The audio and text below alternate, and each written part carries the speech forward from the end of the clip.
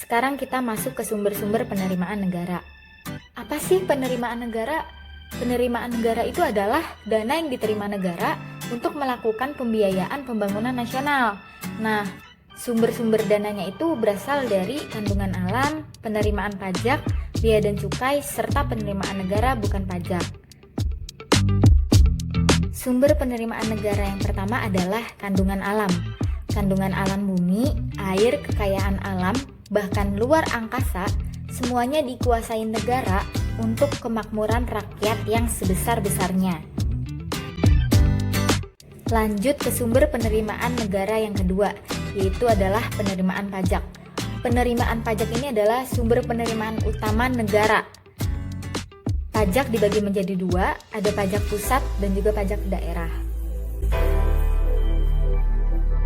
Oke, sekarang kita masuk ke pajak pusat. Pajak pusat yang pertama adalah pajak penghasilan atau PPH.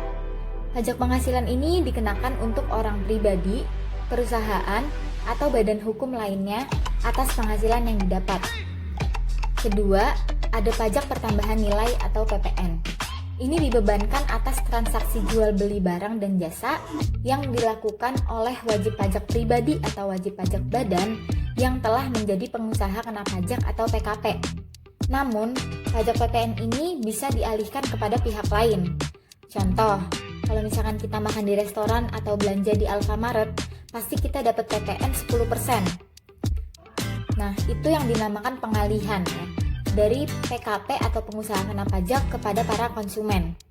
Nah, nanti si Alfa atau restoran itu wajib menyetor atau melaporkan PPN tiap akhir bulan.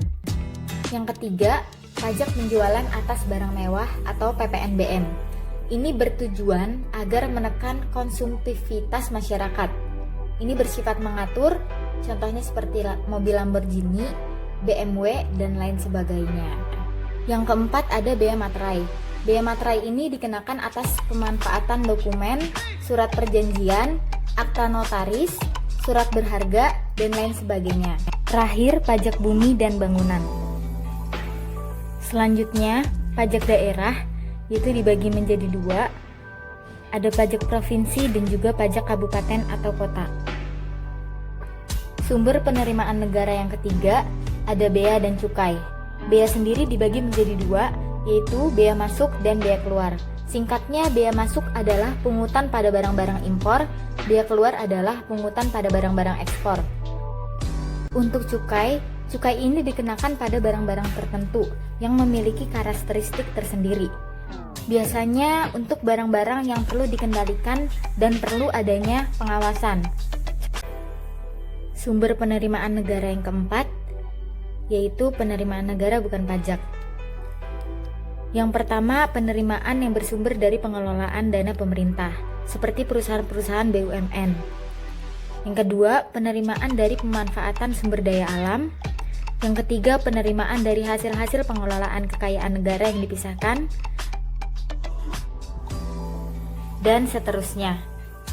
PNBP ini menjadi hal penting bagi Indonesia karena PNBP ini dalam APBN dari tahun ke tahun mengalami peningkatan.